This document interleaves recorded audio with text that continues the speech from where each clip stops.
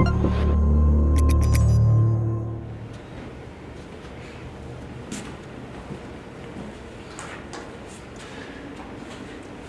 we've actually managed to center the camera this time. Hello out there, YouTube, doing all the things. I always want to make sure that we greet you and say hello. Welcome to the Church of Witchcraft, another Witchcraft Talks. Today we are talking about Eyes of a Witch, which kind of sounds a little dubious in that of itself. Just what do I even mean by that? So we'll get into it. So my name is Andrews, and I am I'm part of the Church of Witchcraft. I'm the Hierophant in that. I'm helping sort of guide everybody, keep everything on track. And then I practice specifically celestial witchcraft.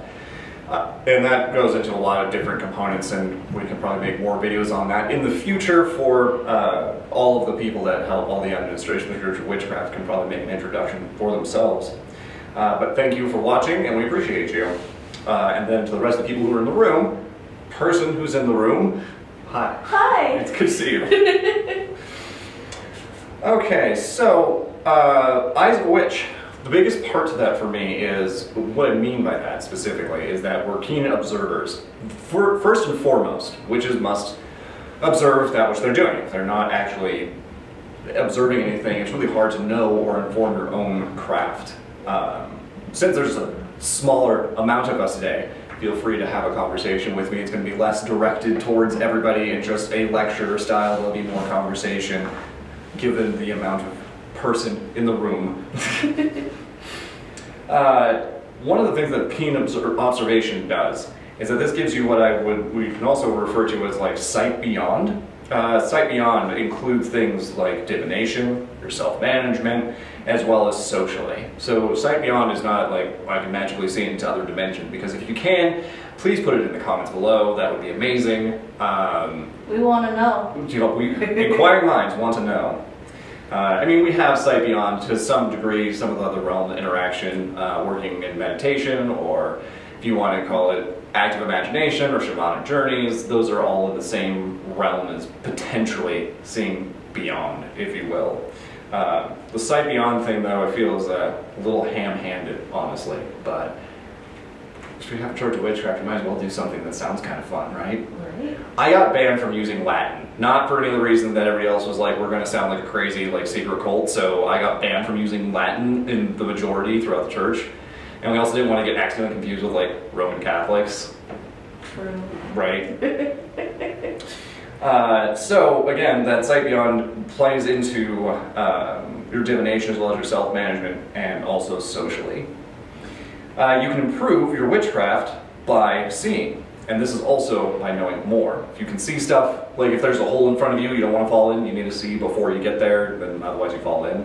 It's the same sort of basic principle. If you're not aware of what's going on around you and you're able to observe things, and you don't have that sight beyond in the aspects that you're performing, whether that's spells or rituals, how would you know what you're doing? So the sight goes beyond just physical seeing, it's with all the senses. It's all the senses, right? And that's part of that, is that it's a multi-discipline skill that unites several different components. And then also, this means that the utility is the first piece that we're going to talk about. What's the use of this? Why even bother? The function of how that can help you, what Eyes of a Witch do for you. Although it'd be really cool if we got like spiral eyes or like went like white. That would be amazing. But you know, I'd never have to buy contacts again. Right? That would be great. A whole other side note about that: like contacts need to be, you should be disabled like at a certain level. Like my eyes, if I don't have my contacts, I can't drive. Mm-hmm. If I can't drive, that means without corrective lenses, that would mean I'm disabled, does it not? At least in that instance, sightedly. Then after utility, once we kind of think back to what functions Eyes of a Witch can do and what observation can do, then it comes down to application. The how and the when we're using these things. Thoughts, comments, jokes? Mm-hmm. I'll interject when I have ideas. Cool. Yeah, this stream is going to be, well, at least this recording is going to be a little unusual than others. We'll just see how it goes. It's going to be more ad hoc than anything else. So I've talked about before in other sermons and that sort of thing, I talked about the Tangle Nest, and that was the emotions, the big ball of nest of emotions that's in your mind or wherever you want to locate your emotional center. That Tangle Nest comes in when you have a whole bunch of competing information. You have stuff from your actual life, you have from your personal stuff, your history, your ancestors, so on and so forth. There's a wide breadth of things that included in that Tangled Nest. And just knowing that exists helps. Once you can observe something, you can plan for it, right? By knowing what's in the Tangled Nest and taking a look at it, starting to pull pieces apart and observing what's around it, you can quell your internal self through that observation, right? If you understand why you're reacting a certain way. So if you're anxious about a situation or angry about a situation or having some sort of upwelling of emotion and you don't really have a good lock on why that's happening, watching why it's happening. We've talked about this in the last one, I believe, was the developing habits. So that was developing the, I've forgotten those three, but I can do it from behavioral therapy stance. The antecedent, what comes before, the behavior due to that antecedent, and then the consequence of that behavior. So I just remember it's cue, routine, reward. Those are the three parts of habit building, but it's related to that antecedent behavior consequence metric. And knowing what that is, so if you're developing affordance habits, being able to view and see what's in your own sphere of influence, whether it's emotional, external, internal, whatever that is, understanding what each one of those components are, assists in addressing them. My trauma psychology teacher. I don't think we have any trauma teachers. Because some teachers maybe cause trauma, that could be a possibility. But she used the phrase very commonly of name it to tame it. And this is kind of the same thing that I'm saying with the observation. If I can see it, I can tame it. I understand that it's there. There's another video game, super old, so be warned. Zork. I've heard. Yes, it's a text-based adventure game for DOS. Because I'm just an ethereal, like, apparently I'm an Eldritch Terror, so I just don't exist anywhere. I just exist out of time. But Zork has you go up into the attic, and if you didn't get the lantern, you go up into the attic and you proceed. It just says you got eaten by a grue and the game's over because you couldn't see it. But if you have the lantern, you can see the grue, and then you plan for it, and it's like a tiny little creature. It's actually not that big, and it just says a tiny creature approaches you, and then squeaks and runs off when you have the lantern, and that was the grue, which you thought was like this enormous, massive creature that ate you in the attic. It's like that never happened. It was using your fear against you. So knowing and being able to see what's ahead of you is going to help inform some of the response to internal emotions or machinations that are happening, so that you can better understand how to interact and engage with it. So specifically, once something is known, we can't ever really know anything 100%. So nearly known, either known or nearly known, right? Because I don't know, for example, juries are out on several different things in my head. Whether or not deities are a thing, whether or not angels exist, whether or not any of those things, whether it's atheist or agnostic or whatever. There's a whole bunch of questions that I have. I can nearly know things, but I'm not sure I can actually know something. Most of my definition of what I do know, I arrive at that from what it isn't. So I define things by what they aren't instead of what they are. So this is sort of like the Ship of Theseus if you want to be classy, or this could be, the blindfolded elephant game. So Ship of Theseus, for those out there who have no idea what I'm talking about, do you know what I'm talking about? Not at all. Cool, that's great. I'm glad that we're learning. So the Ship of Theseus, let's say this great conqueror gets a boat made for him. It's this giant boat. It's beautiful. Goes off on a conquest, and on his journey, Theseus' ship breaks apart. Right, so planks get lost and get replaced, and at some point, all parts of the ship are then at some point replaced, the mast, the sails, and then the question becomes, is that still the same ship that left the harbor, or is it something different? Does the thing only exist in your brain as like the concept of the Ship of Theseus, or is it the physical thing? Is it both? So the Ship of Theseus plays with, it's a philosophical exercise basically of, if you replace all parts of the Ship of Theseus, is it still the Ship of Theseus? So every 7 years, your whole body replaces every cell. Are you still you after it happens like that? Exactly. And that's where the big question arises. Like, you know, there's a whole bunch of other philosophical problems that I run into, specifically when you're talking senses. Human brains are simultaneously the most intricate thing that I've ever studied, I suppose, as well as one of the most fraught with problems, because you're basically a fat jelly meat thing that's in your brain, and really it's mostly just fat and sugars, and it's more like tapioca. And it has electrical signals, and that's all it is, really. And so everything that we're experiencing is delayed by 120 milliseconds. So every single thing that you feel has happened in the past. Nothing you experience is actually in the present, because there's a delay of some amount of milliseconds between me tangibly feeling the thing and the chemicals going to my brain to tell me, yes, you're experiencing touch.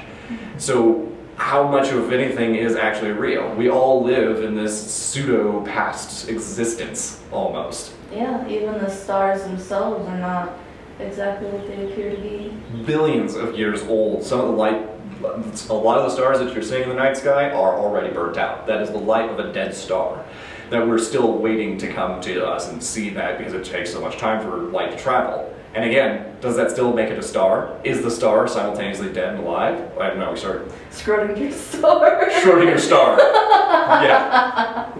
For younger YouTube video watchers, Schrodinger's cat, the thought experiment is you put a cat in a box with some irradiated material, and basically when you close the box, the cat would either be alive or dead and is in a superimposed state. So the cat is both living and dead until observation happens. You open the box again and you look inside and go, oh, the cat's alive, because at some point it's a probability thing based on when the radioactive material basically opens and then kills the cat, and you can't know until you observe it, and so the cat is then superimposed in both living and dead states.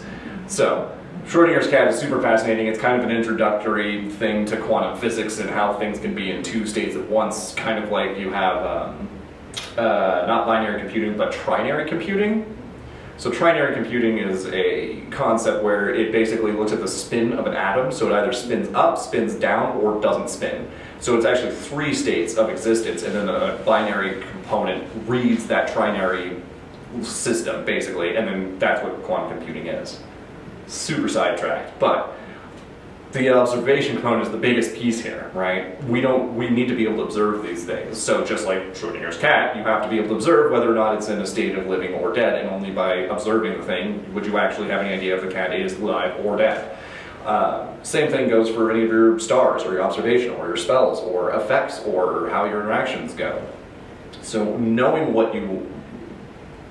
knowing or having specific knowledge about what you're doing, or nearly specific knowledge, allows you to see better into whatever it is you're doing, specifically witchcraft. For me, my witchcraft relies very heavily on observation, and it sort of has become subconscious second nature-ish, and then it sort of juts us off into the, is it magic, is it not magic, and then we get some more debates there. But this is not about whether or not what magic is. We're just talking about observation and how it impacts your craft. This also avoids stumbling in the dark. So you turn on a light to be able to see anything, just like you don't want to get eaten by a grue, it's just a tiny animal, same thing. The better you can observe, the more you can see, the better you can plan for something.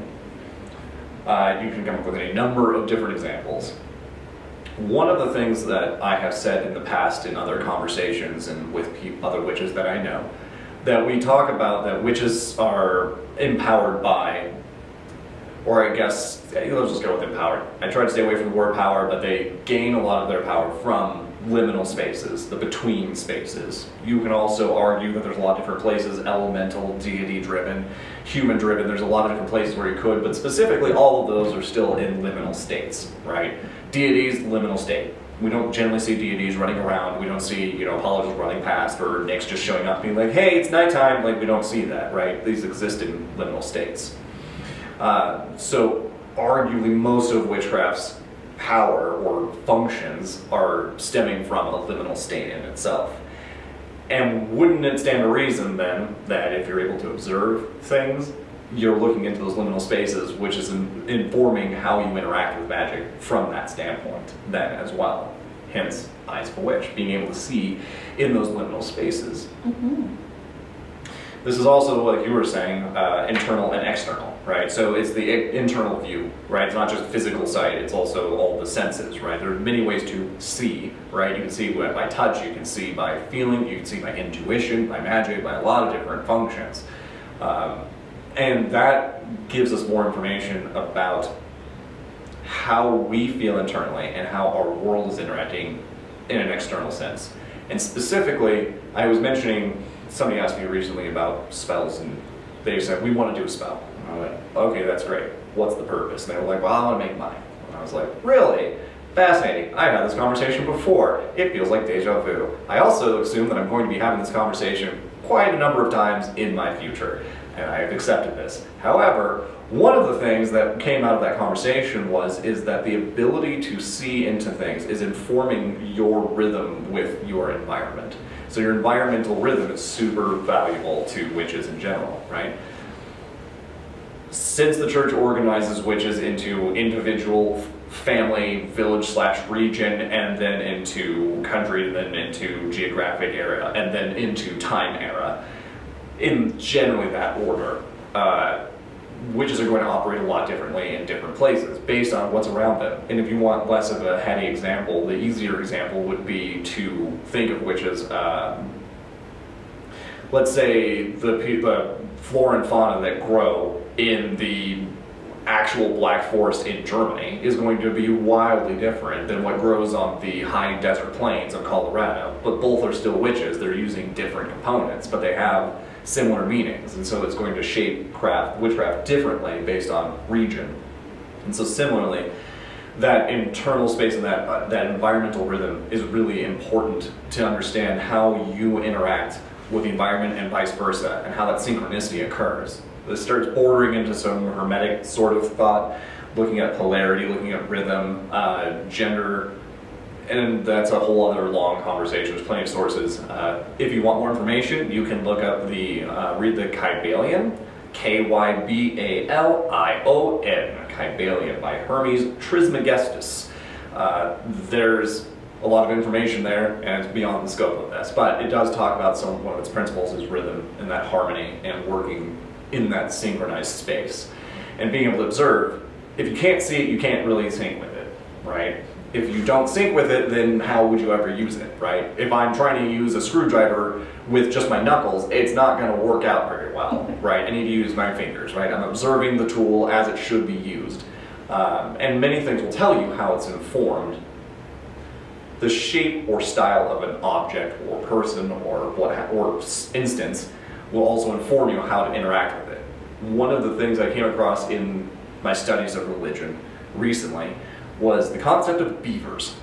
The one with the gnawing teeth and the big flat tail that make dams, those guys, they are purpose built. Like, a beaver doesn't need instruction of how to be a beaver, right? I mean, you get modeling and nature and nurture and all that stuff, that does happen, but a beaver is literally purpose built.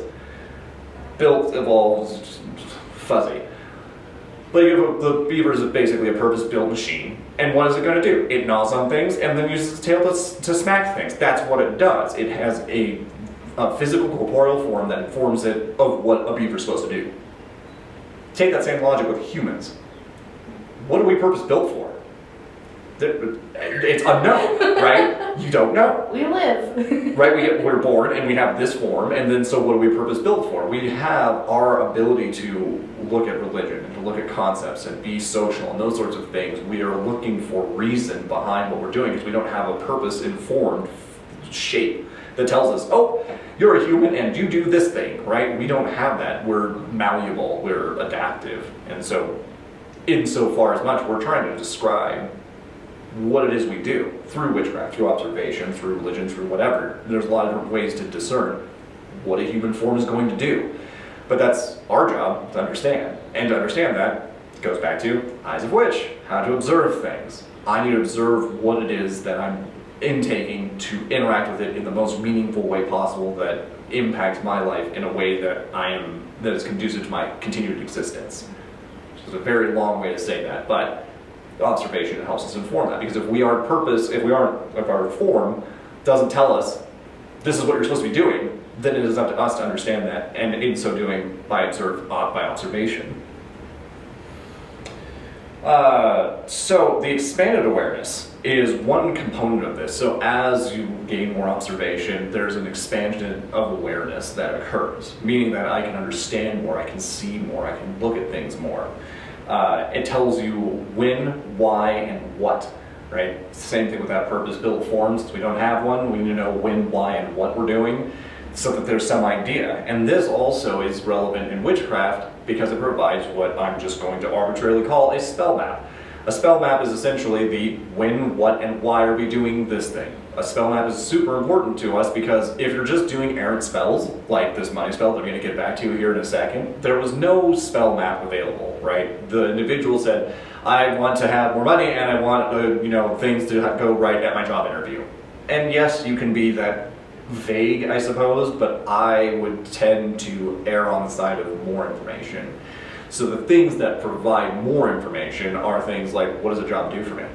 A job provides security. A job provides reason and purpose. It gives me something to do. It has a lot of other components. It's not just, I want a job because I want a job. There's a lot of components that go into why you want a job. Let's look at the idea of, I want money, right? Money is a great thing to some extent, and it gets you things, but you are able to take those pieces of cotton rectangles and go and give them to people, and they will give you other things in return. And so you want the thing that the money gets you. You don't actually want, I don't really know many people that just want a whole bunch of dollars and just be like, look at my stack of dollars, this is great. You don't actually want money. You want the thing that it gets you. But to know that, again, you would have to observe what it is you do with money. Right? And so really what they're manifesting, what they're asking for a spell about, is the thing that money gets them. Not that they want the money itself, because the money by itself really has no meaning. It's not intrinsically useful. It's a bridge between those things. Right. And this is the easier thought exercise to where we're sort of headed from here as well, that this idea of being able to understand what's beyond the thing that you're actually asking. And so my information or my guidance to this individual was, let's look at what it is you're actually trying to manifest. What are the concerns? What are the goals that you have around this? And that's what I mean by spell map. So being able to observe puts those steps out there. Just like if you're going to go hiking, you look at a map and you see where you're going. Same thing with spell map. You're doing literally the same thing. I want X result. What is the path and steps that I need to take for me to get there?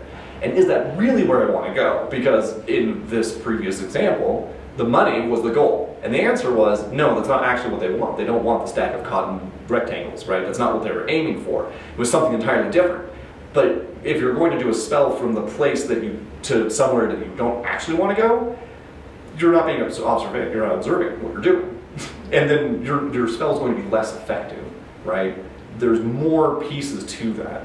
And don't even think of it as a one-to-one instance as well. Money also, there's so many components to this, but people who lack security or come from a fear paradigm in their own lives or what have you, the money provides security, and really the spell is more about how do I make myself feel more secure.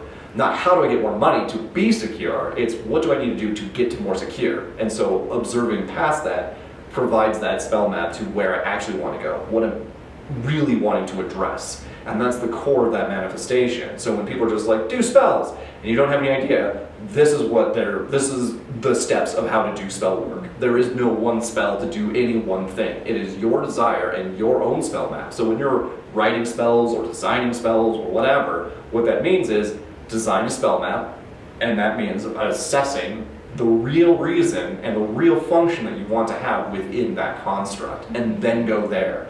And that's why spells are super scary, because you have to know yourself well enough. You have to be able to have that conversation and be on that uncomfortable space of being aware that I'm not where I want to be. I want to go over here, but I'm scared to recognize that I indeed do not have what I want, and I have to go do the work. And that's a lot of stuff. So writing spells can be super scary, not because, oh no, I'm going to get dragged to the netherworld, or like God's going to come down and I'm going to have terrible karma. It really, I feel, is way more attached to how all of the internal emotional baggage, and this refers back to the Tangle Nest component, as well as understanding what you're observing in yourself and knowing why you're doing the things and being able to be in that weird liminal space with yourself when it's not the way you want it to be yet. It's going to be super discouraging. I think that also doing spell work for the sake of spell work is necessary sometimes, because seeing what you can do and observing what happens because of that is also important to knowing what you want, I think, and how you can get it through spell work. Because I remember when I was really young and I was just figuring things out, my wants as a child were very arbitrary. And like, it changed from week to week, from day to day, sometimes hour from hour, so. Like all humans. Right. So just giving yourself room to experiment and observe through experimentation, I think is also important in the craft, not just having this crazy big goal and really knowing what you want. Sometimes experimenting is the way to understand what you want, and observing how you can get it is a good way to build that path for yourself. Right, and they don't have to be, like you're saying, they don't need to be these huge overarching, like, massive goals. They can be really, really basic, right? You can just light a candle and look at them and go, wow, you're really pretty, thanks for the magic, and then you're done, right? You could say, hey, could you please give me X amount of magic, or what have you, and then just call it a day. It doesn't need to be as grandiose as, I need to solve some shadow work within myself and like unearth my demons or whatever. Right. And seeing that one-to-one application also really helps, because you're like, oh, I see how spells work. It's not a scary thing. You're seeing that it's one step into going into like the bigger stuff. And I'm also not going to be super secretive about bigger stuff. Bigger stuff to me, because a lot of people say, this is how you do spell, but you have to practice to get to the bigger stuff. Get practice before you get to the big stuff, because that's harder. Two thoughts about this. One, they've never done bigger stuff, and they just say that because they're gatekeeping. Not in every instance, but just as one iteration of this, that when they say you get to bigger stuff, it's really just them gatekeeping or not knowing. Another thing is that the bigger stuff does take more practice, because it takes more knowledge, discipline, devout, approach and piety to make that occur. So, for example, my coven that I'm part of did a full moon ritual for 13 straight full moons, every single month, and I didn't miss one. This is a bigger spell because I had to analyze all of the components of what the coven wanted and what the goals were, what my goals were for the coven, how my interactions with that were, what the spell was even going to look like. Make sure I show up at every single full moon to do it. This is why it's a bigger thing to do, because it took so much more effort and so much more planning. It's not the spell itself that's necessarily more difficult, but we can get into a little bit of, there's some energy drained there, and there is some amount of that, and I think the more you practice, the more that you're in that synchronized sort of space by observation and several other aspects, then it's going to become a lot more fluid and consistent, so it's not as tiring. Tarot for me was one of those when I was younger. I could do 1 or 2 readings in a day, and I just wanted to sleep after that. Now I'm like a machine. I can just do them over and over and over, and I'm not tired, but that is that I've made a conduit between myself and that type of divination.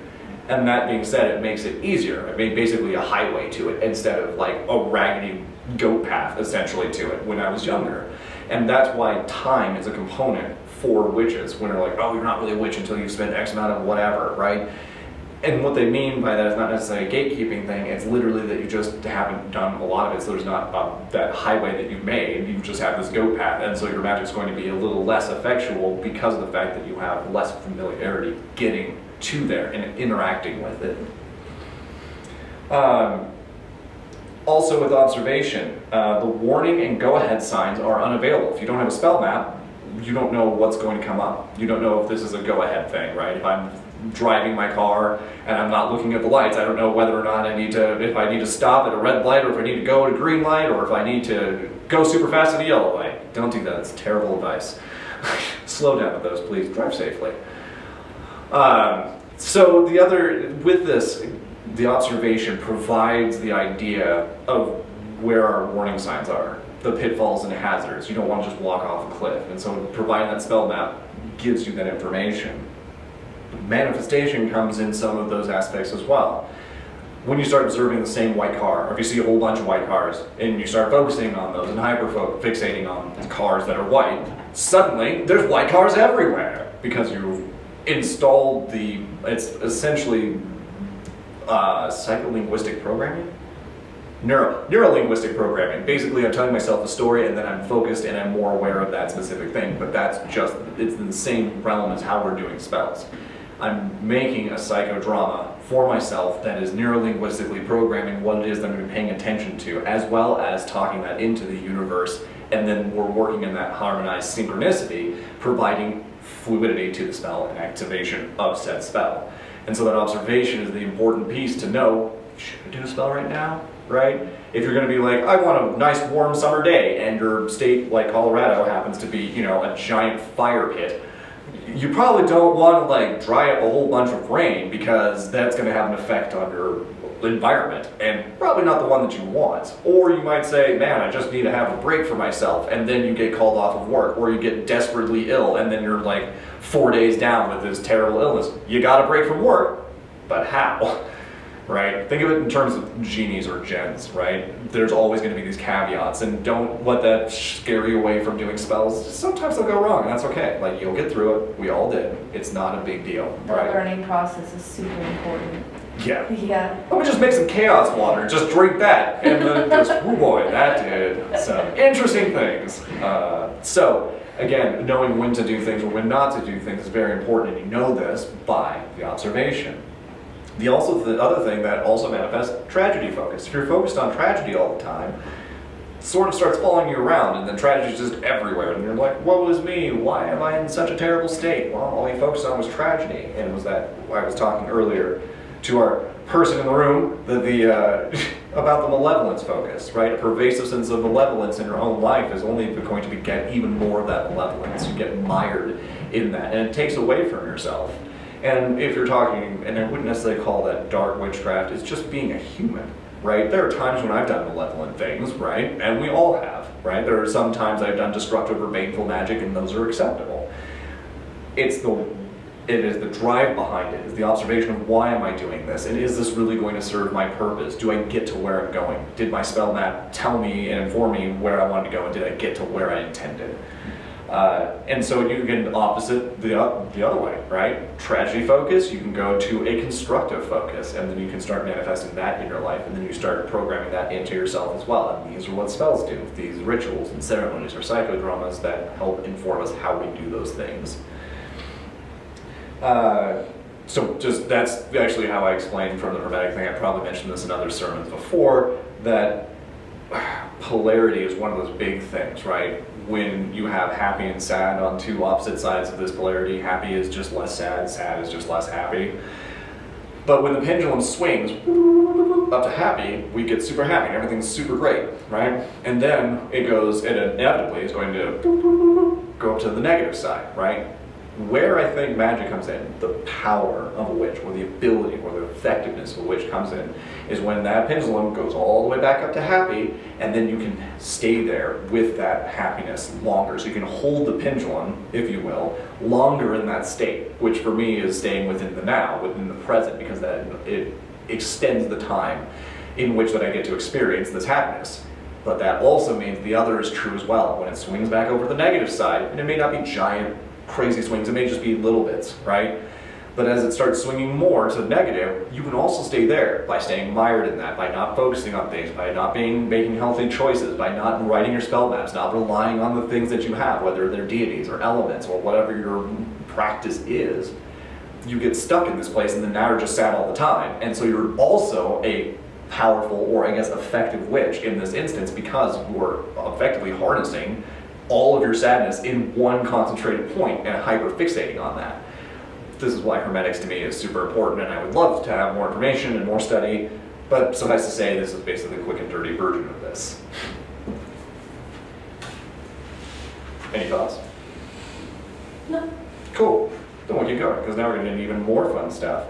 So we've talked about utility, of how we're going to do, basically what it can do, why observation is important, how we can do that, and now the question is how and when to do these things.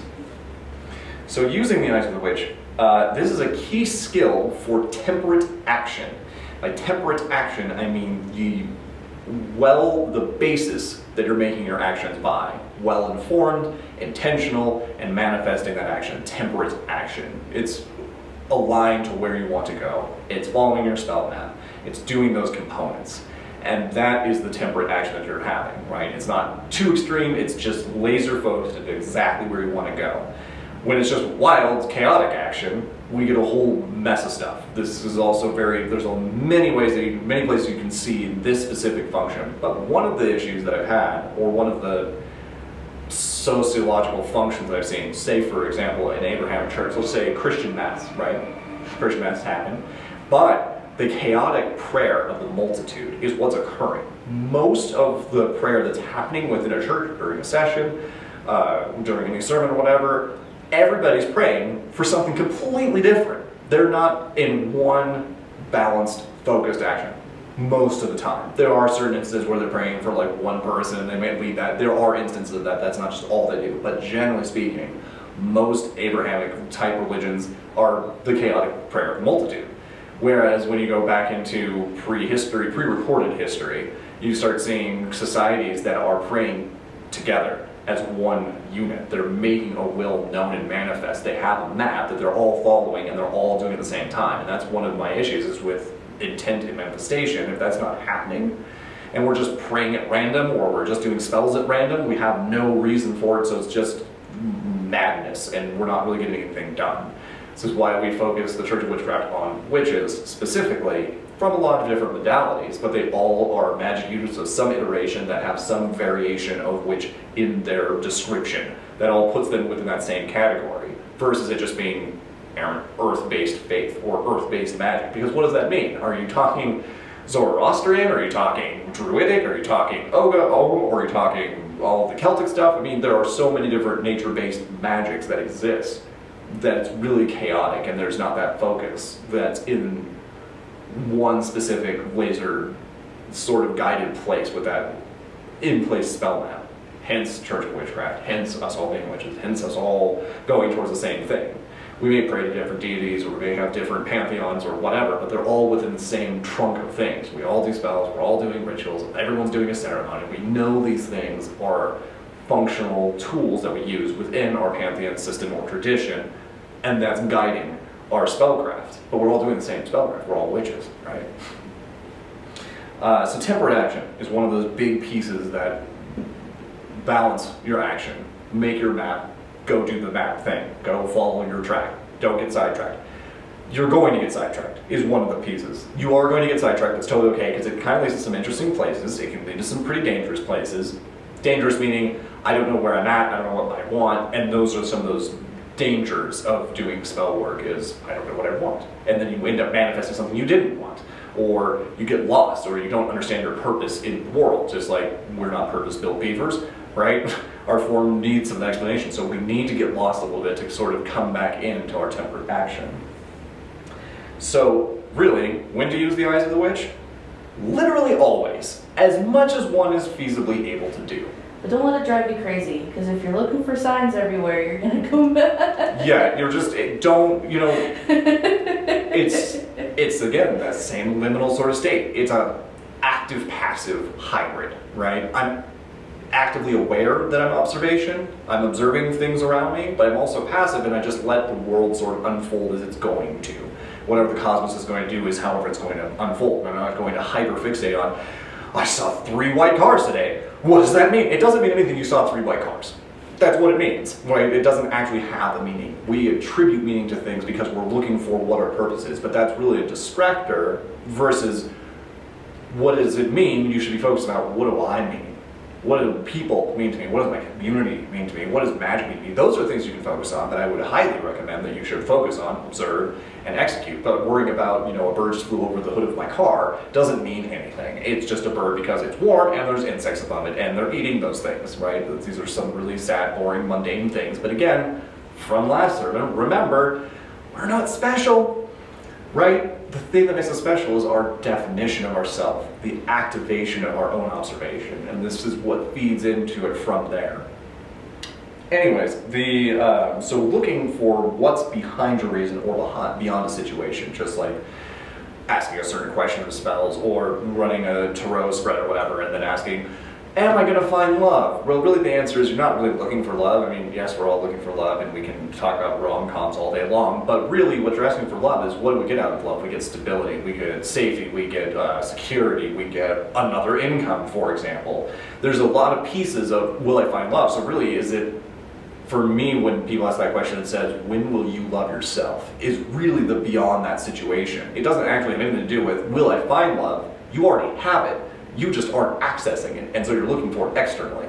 That's my observation. So as a diviner, as I work with tarot or dreams or pendulums or any of the occult technologies, that is informing how I talk to people, how I address their questions. So when people ask me questions in tarot, when I teach people how to do this, they're like, so when somebody asks you a question, you answer it, right?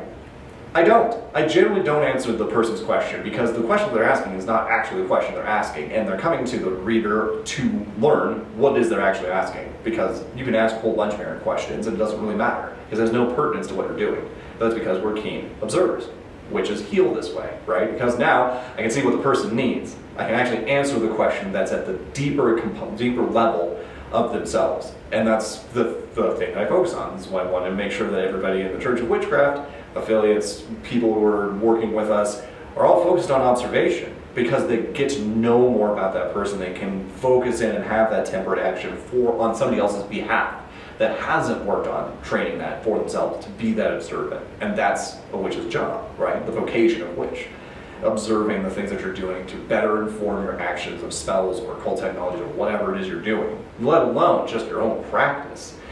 The observation of piety and devoutness in your own existence and how you practice, how you commune with magic, how you commune with the divine, whatever that might look like, you need to know why you're doing that. Not just, well, I picked some gods and I've got a male and a female entity and we're just going to run with that. That's not observation. That's just putting some stuff on a table. Do that, but then move on from that. Start building on that platform. And maybe those deities change. Maybe the approach changes, and that's normal too. But start somewhere, but don't just get stuck in this is just the rote memorization of what I'm doing. Know why you're doing it. And to know why you're doing it, you have to observe the things that you're doing. The other place that you can have is, so I've talked a lot about these observations, but then where do we look to these things? There are basically commonplace and everyday things in your life all the time. Internally, externally, metaphysically, physically, whatever you want to call that.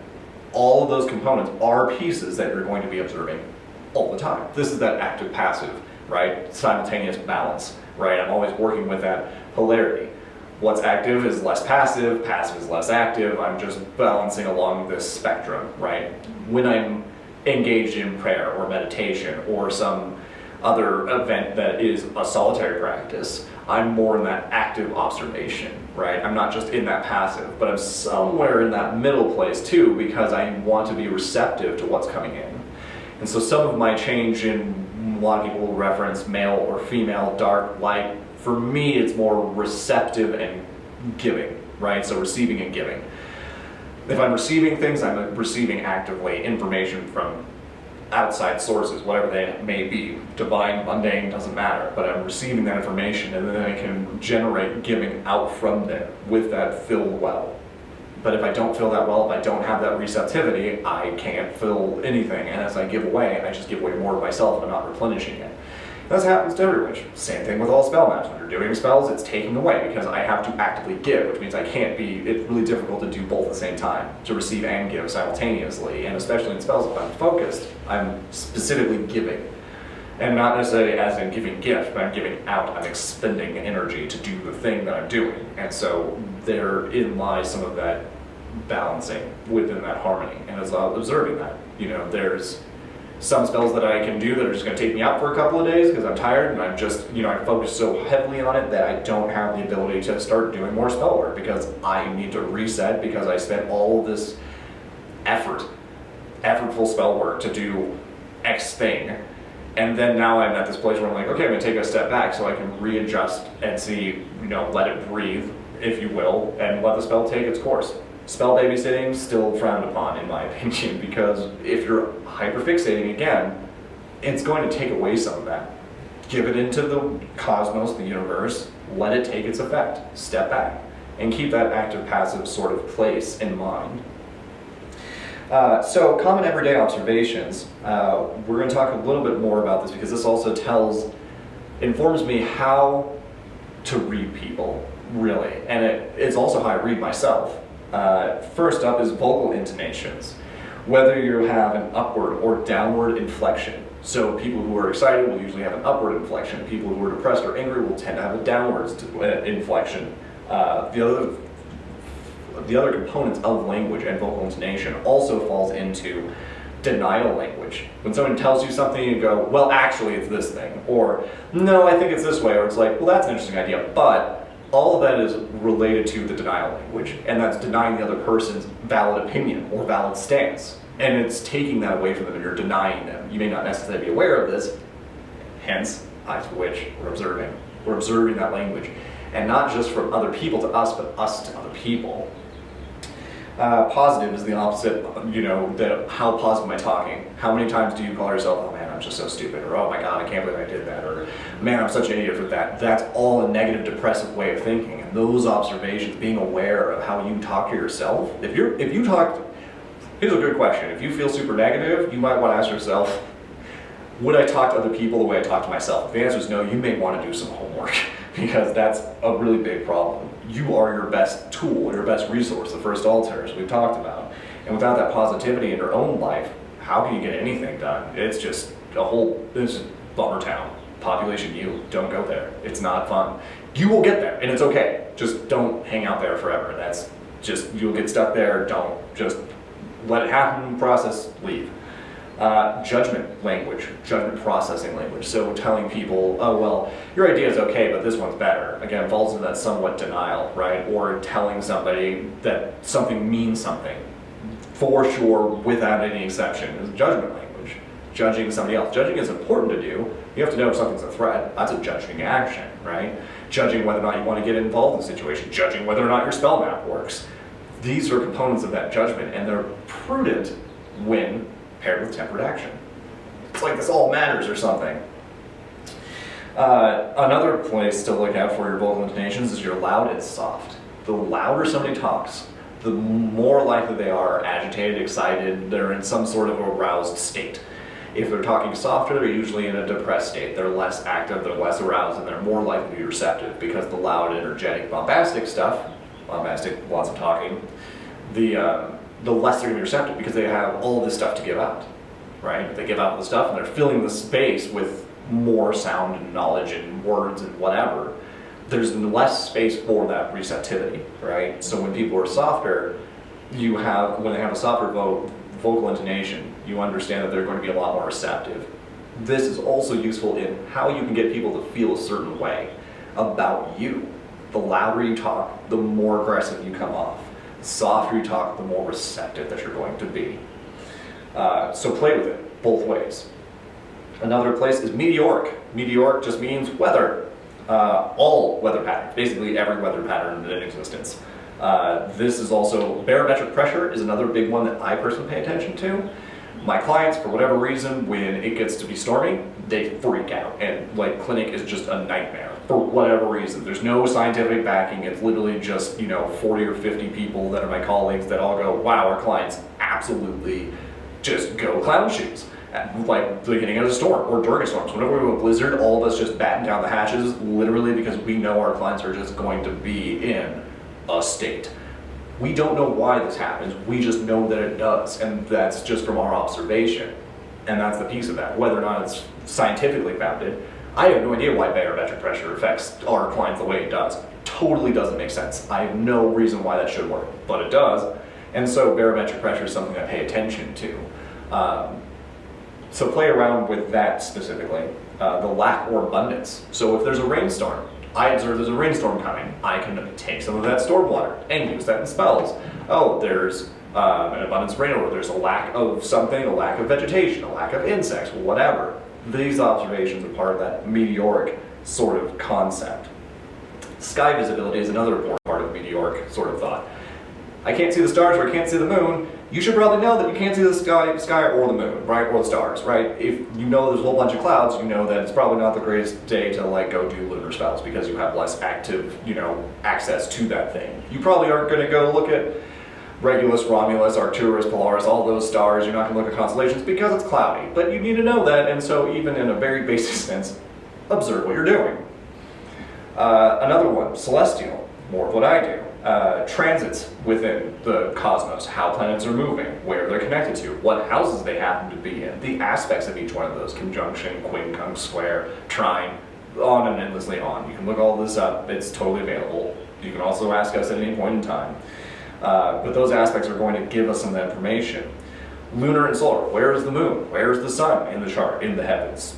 Heavens, sky, space, whatever you want to call that. And where are the stars? Specifically, I need to know where stars are located when I'm doing, assessing a certain event or outcome that I want. If I'm going to go into an interview, I want to know what day that interview is going to happen so I can go, oh, it looks like I'm going to have some problems in the house of communication because I've got some crazy Scorpio going on and there's way too much staunch steadfastness and like a Taurus Mars hanging out in my house of communication.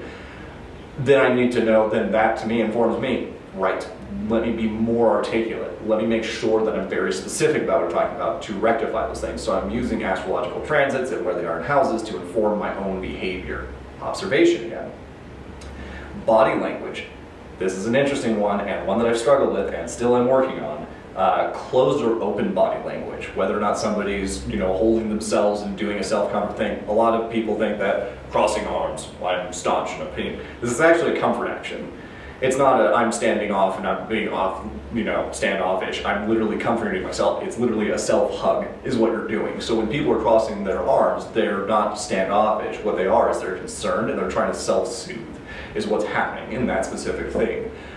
Big, broad stances are commanding. For example, the stance that I take right now, sitting, crossed legs, and yes, this is less closed, but it's more approachable because it's a smaller target. It's a smaller visible awareness.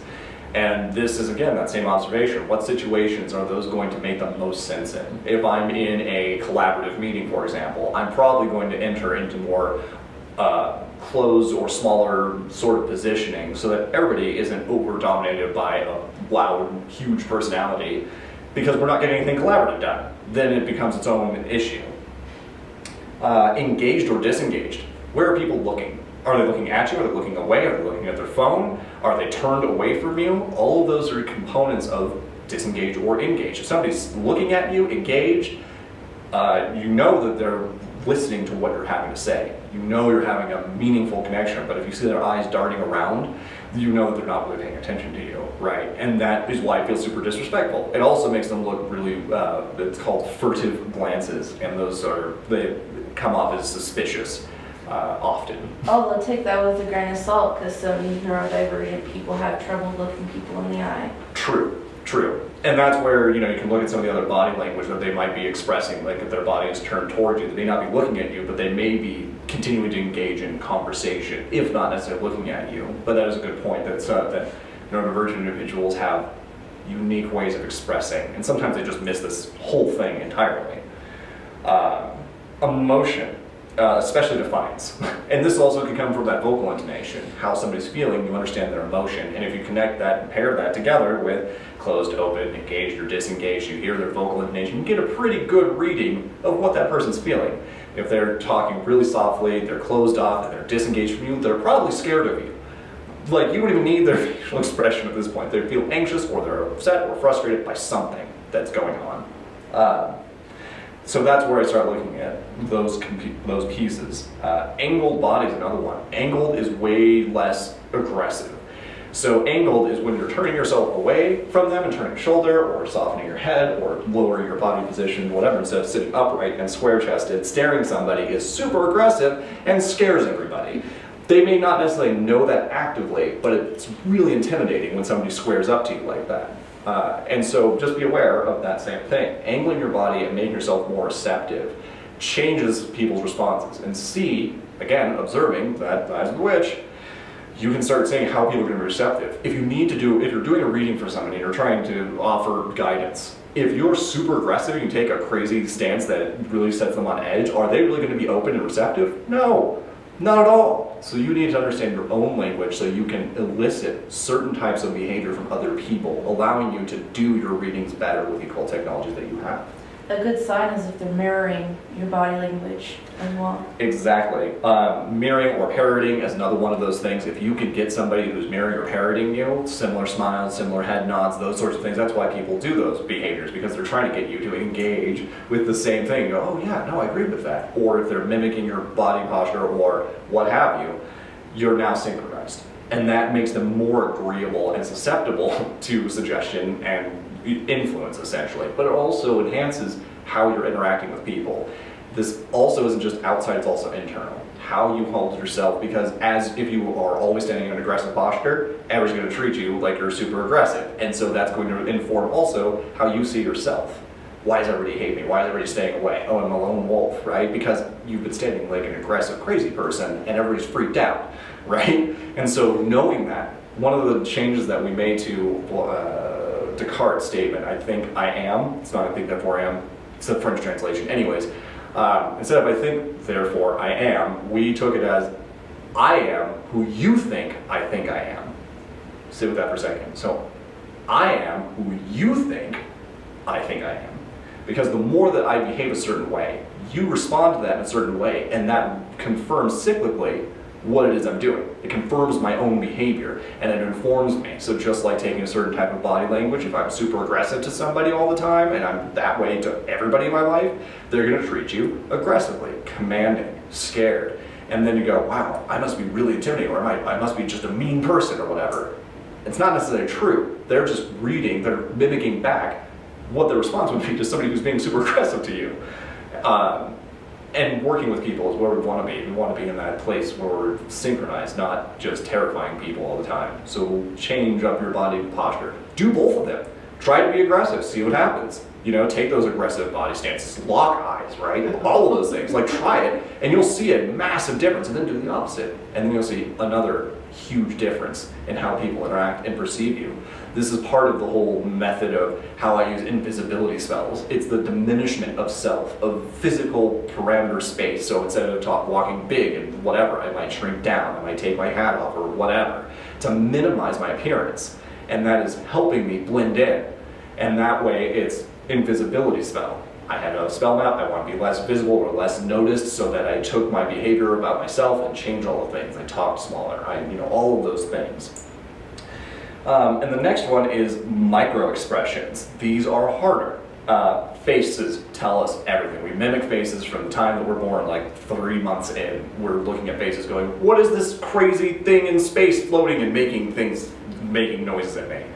So we're always looking at faces. You're looking at lips. Lips are really expressive, and they're tiny, fractional things. Expressions of contempt, of sadness, of happiness, of joy. You can flick, when they say they flicked a gaze at you or something along those lines, it's this really quick flash of an emotion that crosses a face that you are just, it's seconds, it's nanoseconds, it's super small, and you're trying to pick up on those, how people are perceiving you. And lips are really expressive. Eyes are also really expressive, specifically orbital socket stuff, right? So if you're seeing somebody who's showing anger or whatever, especially when I'm doing a tarot reading, for example, if I see somebody who gets concerned and that micro-expression, cues me, this is really important to them. Because now I see that they have this contempt, they have this fear, this emotion, or whatever is happening in their micro-expressions, also seeing their body language. So the bigger the reaction, the more important I know it is, which means I can pay more attention to that in their reading and know better how to guide and adapt the reading to what they need to know by using these these tiny strokes all paired together. Your hair is another big one. People know immediately when your hair is too wet, when it's oily, when it's messy. Do they comb it? Is it curly? Is it straight? Whatever's going on. Hair's a big one, so you will be able to pay attention to that. Even if they're bald, it doesn't matter. Their scalp's still moving and doing stuff, and you can inform yourself of a lot of things. There's a lot of people who are bald often have a receding hairline. That usually will mean that they're lacking self-confidence, which is why they shaved all their hair off, so that they have less of that issue. This already tells you a bunch of stuff about them. Hair or no hair tells us a lot. These are giant generalizations. These are not the rule. These are just big generalizations. Glabella, it's right here, this guy. Right? Whether it's knit or tight or whatever, it's telling you whether they're angry or upset. and a whole bunch of other emotions. The language of hands, closed hands, smaller, less receptive, open hands, expressive, excited, right? Hiding thumbs, right? That all means different things. And not necessarily in an active, conscious way. It's these tiny micro expressions that people are making that are generally not even aware they're doing it. And this is helpful for us to know how to best guide people based on what their body language is, because they don't want to tell you how messed up their life is, and they don't want to share these things. That's our job to do. And the same thing goes for yourself, how you react to a certain situation. There's a language construct that somebody used with me that made me think of a specific legal thing that I had to deal with many years ago, and I realized that it was making me withdrawn, just based on, and they meant nothing by it, not at all. But I was receiving that way, and then I was observing, oh man, I'm having a reaction to this. What is that about? And that observation is the eyes of the witch, and helping you understand how to heal yourself, do your own shadow work, as well as externally allowing us to know how we're going to interact with these people. How do you interact with other witches, right? You're gauging these things based on these other parameters. You're also looking at mimicking, parroting, like we were talking before. Those are some more of the micro expressions that we're talking about. So whether or not their feet are pointed towards you, or if they're leaning in, they're more interested. If they're leaning away, they're more aversive or defensive, or however you want to phrase that. But mimicking, parroting, you get somebody doing that, especially during readings or other, witchcraft, occult technology things, the more you know that they're ready to be receptive, and you know where to pull away, right? So if somebody's really engaged and they pull away all of a sudden, and you get some weird micro expressions going on about a specific thing you said about a card, you know that's a really sensitive issue. So be careful about your language, whether that's going to be judgmental or denial, and those pieces are going to be important because you can see their body language adapting to how you're doing your reading. And the same thing goes true for yourself as well. Tension is another one, whether they have tense fists or they have a tense clenched jaw. You're seeing a lot of that come across in their own microexpressions, and they're generally not aware of that.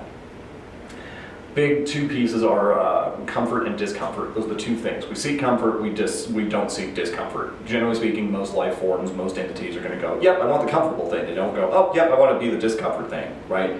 So when you're looking for that, you're looking for discomfort in people's faces, in their body language, and then you can adapt how you're talking to them, what spells you're doing, and again, this is all of these components are informing how our spell map is going to work, right? My own observations of my own feelings. You can feel your face do stuff, right? You can feel when you're frowning or angry. You can feel when you're happy and you're open, and your eyebrows go up, and your forehead changes, and all that stuff. Those all change, and you can feel that internal emotional change. The other big thing about this is that if you're aware of these things, you can also stop them from happening to a certain degree. And the more you have control over that, the more either mysterious you can appear, the more protected you can be, because you're not letting people read you as much. So if you're being more closed and you're not giving them these kinds of expressions, then nobody's going to be able to attack or assault you or whatever, because they don't know how to read it. The more you're aware of it, the more you can control how people interact with you and how you interact with people. And both of these are really big pieces of that observation. So the eyes of the witch are all pieces of these observation. That's why we do it, to help us with all of these things. And those are places where you can start practicing your own observation. And I believe the camera just died. I'm not sure, but if it did die, thank you for listening, YouTube. We appreciate you always. If you have any questions, feel free to email us. You can join us on Discord. You can look us up on Instagram. We're doing plenty of these. We've got another one coming up in Denver as well. So again, thank you, and we'll see you at the next one in a month in Colorado Springs, and then we have another one in Denver on the 25th of this month. Also, enjoy your Litha. It's going to be a great day. We're going to be at the Denver Botanic Gardens, walking around and looking at pretty flowers and observing pretty flowers and doing witchcraft stuff. So come and see us. Thanks. It didn't die. It's still on. It flashed at me. It says warning.